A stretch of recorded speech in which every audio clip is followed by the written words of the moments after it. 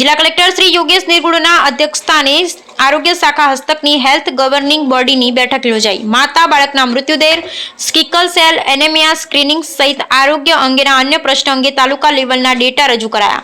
સારા data કરતા સાચા કામ પર વધારે ધ્યાન આપી કામગીરી કરવા કલેક્ટર શ્રી યોગેશ નિર્ગુડે દાહોદ જિલ્લા સેવા સદન ખાતે જિલ્લા કલેક્ટર શ્રી યોગેશ નિર્ગુડેની અધ્યક્ષતા હેઠળ આરોગ્ય વિભાગની ગવર્નિંગ બોડી મીટિંગ રાષ્ટ્રીય તમાકુ નિયંત્રણ કાર્યક્રમ અંતર્ગત કોટપા 2003 એક્ટની સ્ટીયરિંગ કમિટી, સંચારી રોગ અટકાયતી જિલ્લા સંકલન અને surveillance committee, sickle cell thalassemia કાર્યક્રમ અંતર્ગત જિલ્લા કક્ષાની સંકલન સમિતિની મીટિંગ યોજવામાં આવી હતી, જે દરમિયાન આરોગ્યના તમામ પ્રોગ્રામની કામગીરીની સમીક્ષા કરવામાં આવી।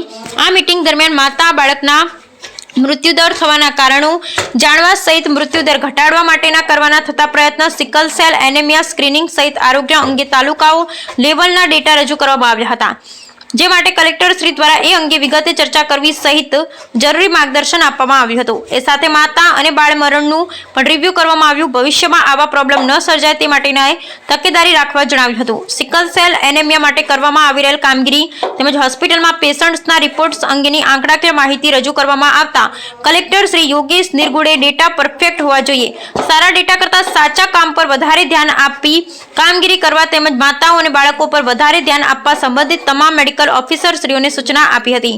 ટાઇફોઇડ, ટીબી, કોલેરા જેવા રોગો સાથે સિઝનલ ફ્લૂ માટેના સ્ક્રીનિંગ કરવા સહિત જરૂરી દવાઓના અવેલેબલ સ્ટોક અને દવાઓની એક્સપાયરી ડેટ ચેક કરવા જણાવ્યું હતું।